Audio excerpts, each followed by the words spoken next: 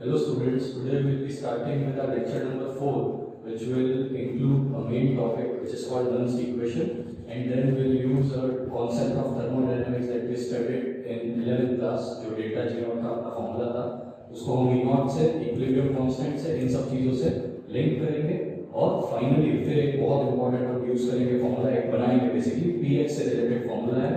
Again वहाँ पे log वगैरह काफ़ी यूज आएगा। ये टॉपिक करते वक्त बिल्कुल अपने को लॉग की वैल्यूज और लॉग की कैलकुलेशंस आनी चाहिए, तभी काम चलेगा। फिर एक और इसके बाद लास्ट एक छोटा सा टॉपिक आएगा, वो अभी जब हम लेक्चर देखते हैं तब हम पढ़ेंगे। तो स्टार्टिंग में first topic that is Nernst equation.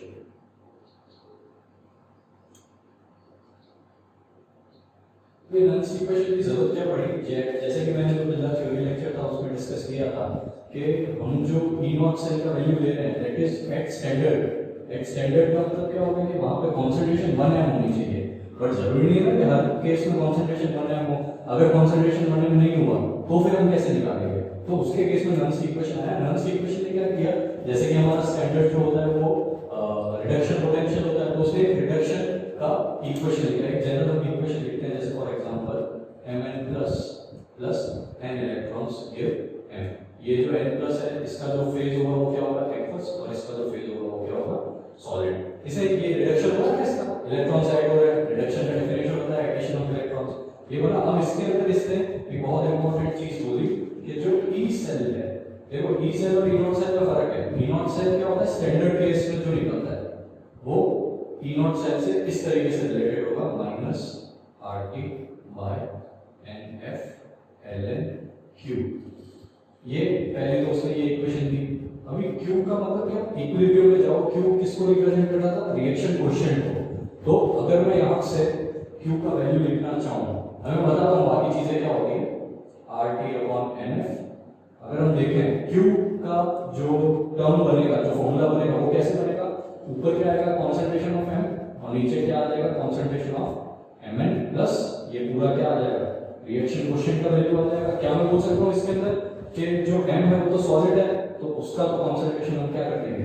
Neglect कर देंगे। तो बेसिकली मतलब उसको कॉन्सेंट्रेशन नेगलेक्ट करेंगे इन द सेंस कि 1 ले लेंगे, 0 नहीं।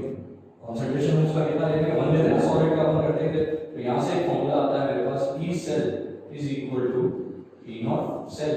बेसिकली मैं सेल से भी बेटर है, हाफ रिएक्शन है, तो इसको सेल की जगह ऐसे भी लिख सकते हैं, रिडक्शन पोटेंशियल है ना, ऐसे लिख सकते हो, Mn प्लस से M, और यहाँ पे भी हम सेल की जगह Mn प्लस से M लिख सकते हैं, माइनस RT/NF ln के अंदर क्या आ गया? 1 कॉन्सेंट्रेशन ऑफ Mn प्लस। ये हमारा नर्न्स इक्वेशन है।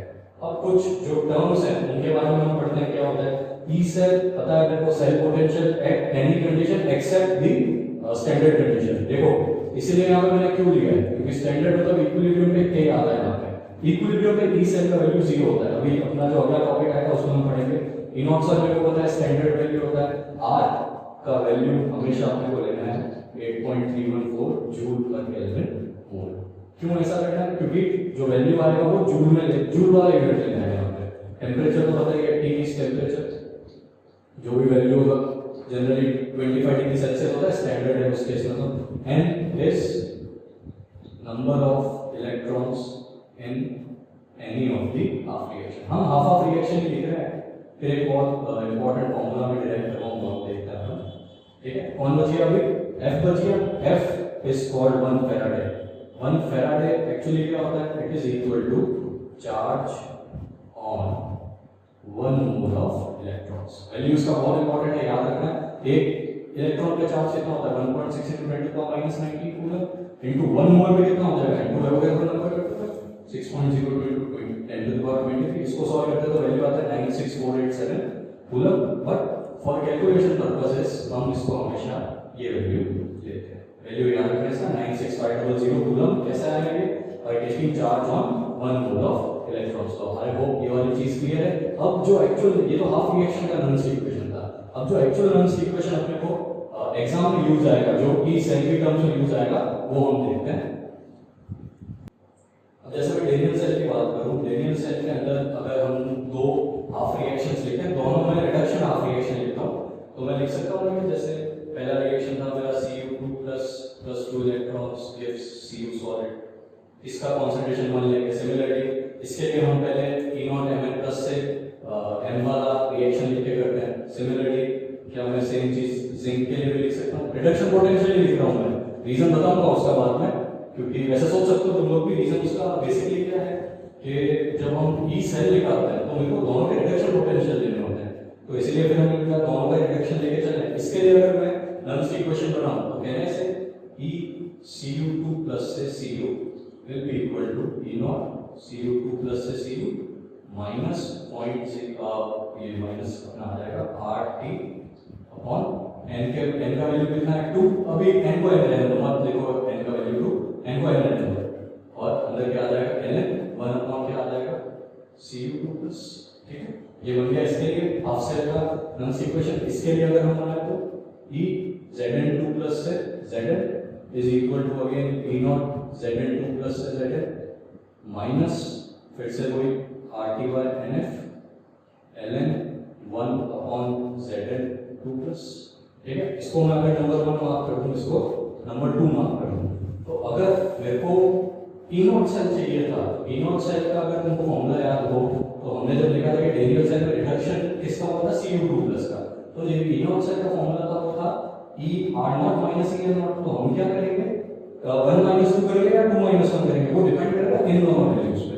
क्या मैं बोल सकता हूं को 1 माइनस 2 करना पड़ेगा, तभी ECU2 प्लस से Cu और EZn2 प्लस से Zn मेरे को E0 सेल बना के देगा। तो यहां से मैं बोल सकता हूं कि मेरा जो बनेगा ECU2 प्लस से Cu माइनस EZn2 प्लस से Zn। कैसे किया जाएगा 1 माइनस 2 क्या बना के दे देगा ये E0 Cu2 प्लस से Cu minus E0 Zn2 plus से Zn। एक तो ये आ गया, और माइनस में क्या आ रहा है माइनस RT बाय NF तो कॉमन आ जाएगा।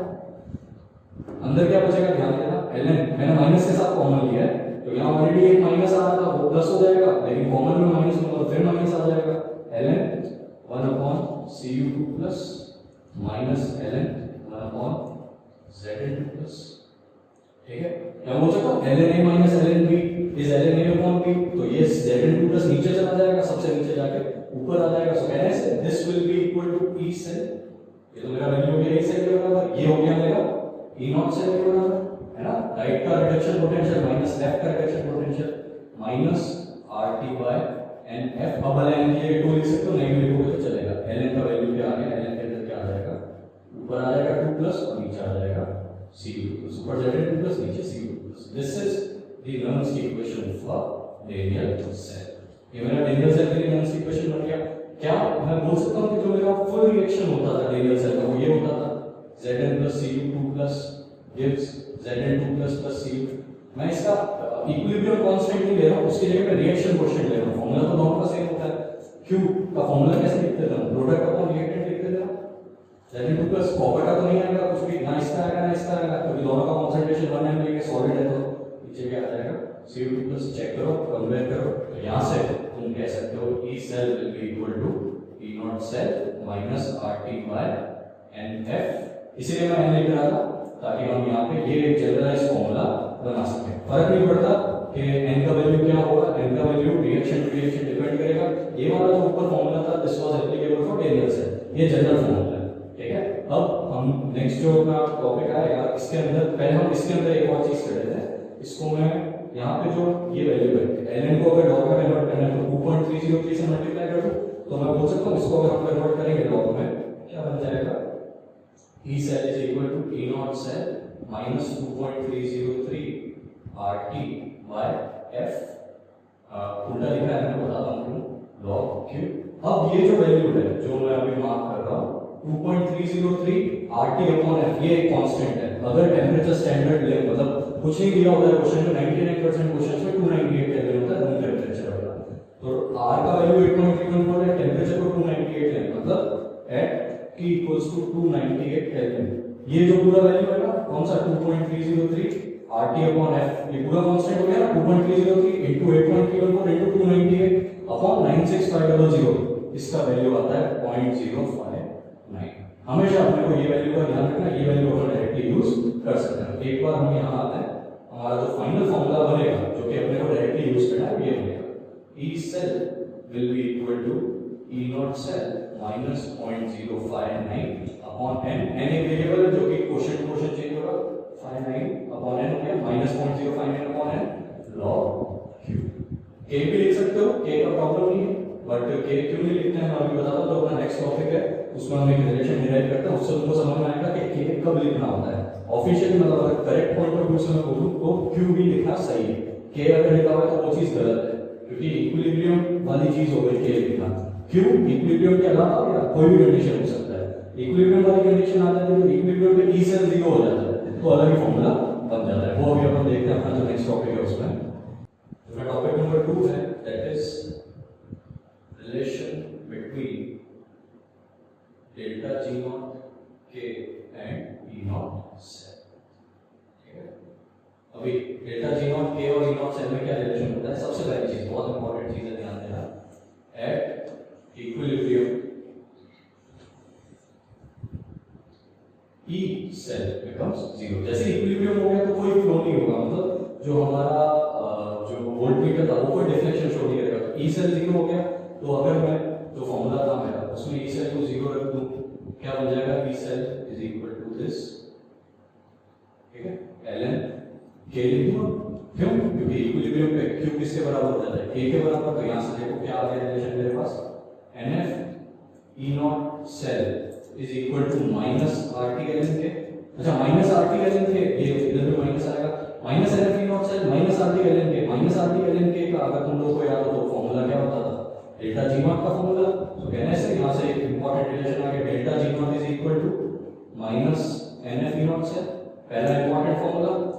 ठीक है, दूसरा इंपॉर्टेंट फॉर्मूला क्या हो गया कि minus RT ln k is equal to minus NF e not cell.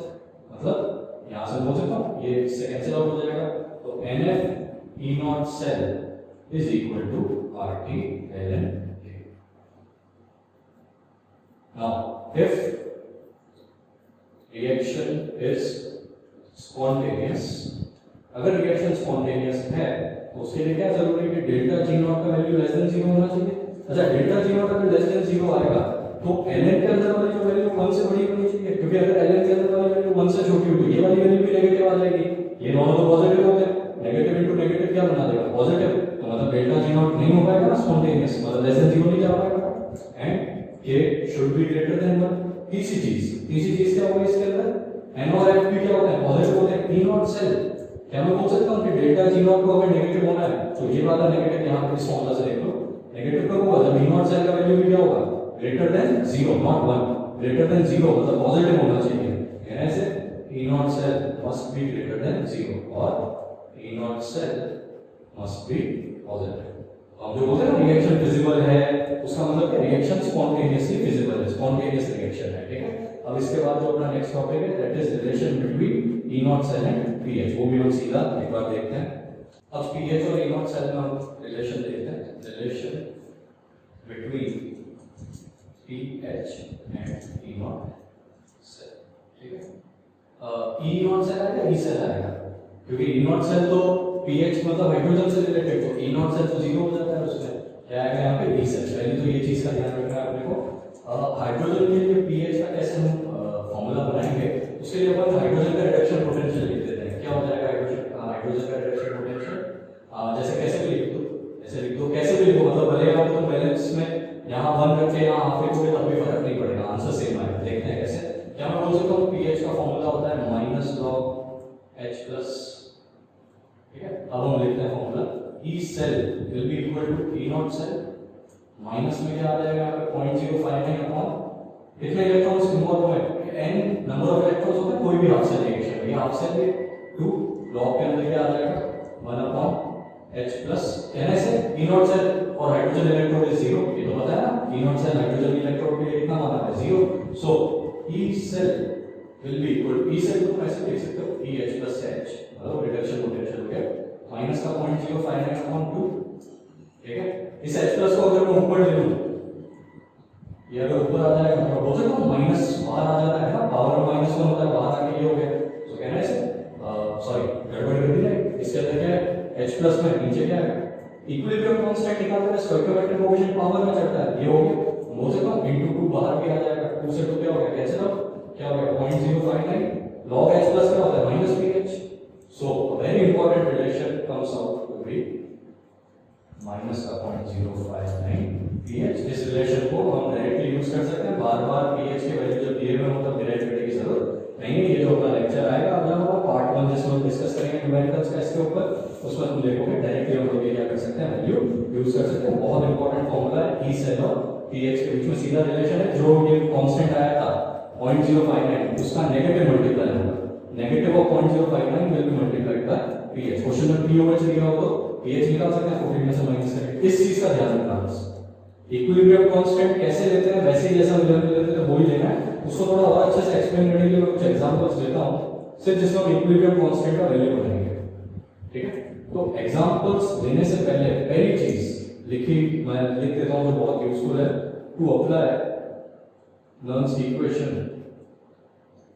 Reaction must be balance. ये तो मैंने तुमको पहले ही रूल बताया हुआ है कि केमिस्ट्री में कोई भी क्वेश्चन करते हो रिएक्शन की बैलेंसिंग बिल्कुल चेक कर लिया करो, अगर रिएक्शन बैलेंस नहीं है तो काम नहीं चलेगा। अब एक बहुत इंपॉर्टेंट चीज है कि यहाँ जो हम के लेते थे अंदर, जरूरी नहीं है कि केसी मतलब जरूरी है कि कॉन्सेंट्रेशन, जैसे यहाँ पे तो कोई प्रॉब्लम नहीं है, जैसे वैसे तो H2 गैस है तो H2 गैस का कॉन्सेंट्रेशन नहीं निकलता है, गैसेस की केस में प्रेशर निकलता है। तो उस केस में मेरे को अगर यहाँ पे इसका प्रेशर 2 atm दिया होता तो मेरे को यहाँ पर टर्म प्रेशर का लेना पड़ता, प्रेशर ऑफ H2 भी आता। इसके भी बेसिस पे क्वेश्चंस मिलेंगे। अपन एक एग्जांपल ले लेते हैं ऐसे, जैसे फॉर एग्जांपल मैं ये लेता हूं कि Cu2 plus H2 gives Cu plus H+। Reaction balance करते हैं पर 2 लगा दिया हमने। फॉर एग्जांपल इसका प्रेशर मेरे को दिया हुआ है P, इसका कंसंट्रेशन मेरे को दिया हुआ है X दिया हुआ है और इसका कंसंट्रेशन दिया हुआ है मेरे को Y। तो जब मैं इसका K का एक्सप्रेशन बनाऊंगा मैं E0 सेल नहीं लिख के दे रहा हूं, सिर्फ K का एक्सप्रेशन लिख के दे रहा हूं। K मतलब जो रॉक के अंदर है, तो इसका K कैसे निकलेगा, इसका तो नहीं आएगा क्योंकि ये तो सॉलिड है, कंसंट्रेशन कम है, सॉलिड्स का हमेशा बनने में आएगा। यहाँ कंसंट्रेशन आ जाएगा H+ का स्क्वायर अपॉन नीचे कंसंट्रेशन आ जाएगा Cu2+ का और इनटू प्रेशर ऑफ H2, मतलब ये वैल्यू क्या हो जाएगा Y का square upon X into P। तो इस चीज का अपने को अच्छे से ध्यान देना है। एक और एग्जांपल ले लेते हैं, जैसे मैंने ये लिया Cu2+ plus Ag उल्टा है, Cu plus Ag plus gives Cu2 plus Ag, balance करेंगे ये हो गया। अगेन इसका कंसंट्रेशन में x मान लेता हूं, इसका y, ये सॉलिड है इसका नहीं आएगा, ये सॉलिड है इसका नहीं आएगा, k का एक्सप्रेशन क्या हो जाएगा concentration of Cu2 plus upon concentration of Ag plus का स्क्वायर है। ध्यान रखना इसमें बड़ा गड़बड़ हो जाएगी, हमेशा अपने को जैसे हम इक्विलिब्रियम कांस्टेंट निकालते थे पावर में चढ़ा के वैसे लेना है। जैसे बाय चांस यहाँ पे जो कोफिशिएंट होता है H2 का 1/2 होता है तो p की पावर में भी 1/2 होगा। एक एग्जांपल आप अपनी तरफ से देख सकते हैं, ठीक है। अब एक बहुत इंपॉर्टेंट टॉपिक बचा है अपने इस पार्ट का, थर्मोकेमिस्ट्री जैसा है बिल्कुल। जैसे थर्मोकेमिस्ट्री में हम करते थे ना, एक दो रिएक्शन का एंथैल्पी दिया होता था, तीसरे का निकालते थे ऐड या सब्ट्रैक्ट करके। क्या हम सेम फंडा ई सेल में या E0 सेल में लगा सकते हैं, वो भी हम देखते हैं। उसके लिए मेरे को वापस थोड़ा सा थर्मोडायनामिक्स में जाना पड़ेगा, बहुत इंपॉर्टेंट पार्ट है, ध्यान देना। इस लेक्चर का हम लास्ट टॉपिक स्टार्ट करते हैं। लास्ट टॉपिक इस लेक्चर का calculation of E0 cell when 2 or more E0 cell values are given, ठीक है। जब दो या दो से ज्यादा अलग अलग रिएक्शंस का E0 सेल का वैल्यू गिवन होता है तो उस केस में हम कैसे E0 सेल निकालते हैं। एक एग्जांपल लेता हूं। सबसे पहले तुमको एग्जांपल लेने से पहले एक चीज मुझे बता दो कि E0 सेल या E सेल, अगर तुमको याद हो हमने लिखा था they are intensive properties, extensive intensive हमने पढ़ा था। तो E0 cell is an intensive property. क्यों इंटेंसिव प्रॉपर्टी है, मतलब इंटेंसिव प्रॉपर्टी EMF होता था, EMF पढ़ा था हमने, EMF is E0 cell is intensive property. Intensive property अगर है, ठीक है, इंटेंसिव प्रॉपर्टी अगर मैं इसको लिखूं तो इसका मतलब क्या हो गया कि कांट बी एडेड डायरेक्टली हम इसको ऐड नहीं कर सकते। तो मेरे को इसमें क्या करना पड़ेगा, मेरे को रिलेशन यूज करना पड़ेगा डेल्टा G0। मैं एक एग्जांपल लेता हूं, उससे समझने का ट्राई करना। ये एग्जांपल इससे रिलेटेड है कि जब भी मेरे को क्वेश्चन में एक कोई पर्टिकुलर रिएक्शन का E0 सेल निकालना हो और दो अलग अलग रिएक्शंस का उसी से मिलते जुलते दो अलग रिएक्शंस का E0 सेल दिया हो, जैसे फॉर एग्जांपल दो रिएक्शंस को ऐड करने पे जो रिक्वायर्ड रिएक्शन वो मेरी बन रही है और वो हम नहीं लगा सकते E0 सेल के केस में। क्यों नहीं लगा सकते, क्योंकि E0 सेल इंटेंसिव प्रॉपर्टी है जो कि एडिटिव नहीं होती, ऐड नहीं कर सकते। लेकिन मैं बोल सकता हूं E0 सेल से रिलेटेड एक प्रॉपर्टी है व्हिच इज कॉल्ड गिब्स की एनर्जी, जो एडिटिव होती है। जितने भी थर्मोडायनामिक टर्म्स हैं वो सब एक्सटेंसिव होती है, तो उसको हम ऐड कर सकते हैं, तो हम वही करने वाले हैं, ध्यान देना है। जैसे फॉर एग्जांपल मेरे को Fe2++2 इलेक्ट्रॉन्स गिव्स Fe, इसके लिए मेरे को E0 सेल की वैल्यू गिवन है x, ठीक है, x वोल्ट्स गिवन है x वोल्ट्स। फिर मैं एक और रिएक्शन लेता हूं Fe3++3 electrons, it also gives me Fe, इसके लिए मेरे को E0 सेल का वैल्यू गिवन है y वोल्ट्स, इसको नंबर 1 दे दो, इसको नंबर 2, ठीक है। तीसरा हम इक्वेशन लिखते हैं, ध्यान देना है, Fe3+ में एक इलेक्ट्रॉन अगर मैं ऐड करूं तो मेरे को मिल रहा है Fe2+, इसका जो E0 सेल है ये वाला वैल्यू मेरे को निकालना है, equation number 3। Can you see equation number 3 बन रहा है बाय सब्ट्रैक्टिंग 1 फ्रॉम 2। अगर मैं 2 माइनस करूं मतलब यहां अगर मैं लिखूं तो 3 = 2 - 1 तो हो रहा है। अगर मैं इसमें से इसको माइनस कर दूं तो 3 इलेक्ट्रॉन में से तो 2 इलेक्ट्रॉन मेरा 1 बचा, Fe से Fe कैंसिल हो, Fe2+ तो माइनस आएगा, उधर जाके पॉजिटिव नहीं चाहिए मेरे को। बट तो क्या इसका E0 सेल, क्या इसका E0 सेल जो ये थर्ड इक्वेशन का है, क्या मैं इसको y - x लिख सकता हूं? So this is false, because thermodynamic या थर्मोकेमिस्ट्री हम तभी लगा सकते हैं जब वो प्रॉपर्टी एडिटिव हो, तो ये गलत हो गया। पर क्या मैं डेल्टा G0 को ऐसा कर सकता हूं? इसके लिए मैं डेल्टा G0 का एक्सप्रेशन लिखूं, इसको डेल्टा G1 नॉट अगर मैं बोलूं, क्या होगा? -n E0 सेल होता है, -n कितना है 2 f E0 सेल का वैल्यू कितना है x, ये बन गया। डेल्टा G2 नॉट की अगर मैं बात करूं तो उसके केस में n का वैल्यू कितना है 3 -3 f y। Delta G3 not की अगर मैं बात करूं तो उसके लिए वैल्यू क्या होगा? इलेक्ट्रॉन तो कितना है 1 -1 इनटू f इनटू इसको मैं E0 सेल लिख देता हूं। सो कैन आई से by using the concept of thermochemistry हम ये तो लिख सकते हैं 3 = 2 - 1 है, बट वो किसके टर्म्स में होगा? गिब्स फ्री एनर्जी के टर्म्स में। बस इतना कर देंगे तो काम हो जाएगा। बस तो क्या आ जाएगा कि -f into E0 cell is equal to delta G2 not का वैल्यू क्या है? -3 into f into y minus ये भी माइनस है already, -2 into f into x, f से f कैंसिल हो गया। तो कहने से E0 सेल का वैल्यू कितना आ जाएगा?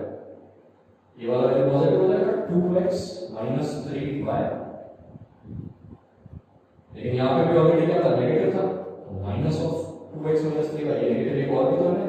कहने से E0 cell will be equal to 2x - 3 बस अभी उल्टा लिख दिया वापस, कितना आ जाएगा? 3y - 2x। जहाँ हम सोच रहे थे कि हम लोग सीधा इसको 2 - 1 y - x लिख देंगे, इसकी जगह ट्रिक याद रखो तुम लोग कैसे लिखेंगे अपन, सिर्फ जो तुम यहाँ पे y - x लिख रहे थे E0 cell is equal to y - x, उसकी जगह तुम क्या करो? हर जो टर्म है उसको उसके स्टोइकियोमेट्रिक कोएफिशिएंट से मल्टीप्लाई करना। उसका स्टोइकियोमेट्रिक कोएफिशिएंट क्या होगा? जो उस रिएक्शन में नंबर ऑफ इलेक्ट्रॉन्स इन्वॉल्वड है। जैसे यहाँ पे एक बार कैलकुलेशंस वापस देख लेते हैं अपन, -3fy आ जाएगा यहाँ पे, +2fx आ जाएगा, -6। चलो यहाँ इस इक्वेशन में कितने इलेक्ट्रॉन्स यूज आ रहे थे? 2, तो x को देखो 2 से मल्टीप्लाई कर दिया, फिर करना तो 2 - 1 ही था, तो मतलब -2x आ जाएगा। इस वाले में कितना आ रहा है? सेकंड वाले में 3, तो 3y - 2x। इस वाले में कितना आ रहा है? 1, यहाँ पे 1 into E0 cell, by chance अगर इसमें भी 2 आते तो यहाँ पे 2 into E0 cell is equal to 3y - 2x आ जाता। तो आई होप ये वाला कांसेप्ट क्लियर है, बहुत इंपॉर्टेंट कांसेप्ट है। कभी भी सीधा E0 सेल को माइनस करके मत निकाल देना, y - x गलत चीज है। हमेशा इलेक्ट्रॉन्स को स्टोइकियोमेट्रिक कोएफिशिएंट समझ के मल्टीप्लाई करना, उससे आंसर आ जाएगा। अब इसके बेसिस पे बहुत अच्छे न्यूमेरिकल्स हम लोग करेंगे, तो और ये जो कांसेप्ट्स है आपको क्लियर हो जाएंगे।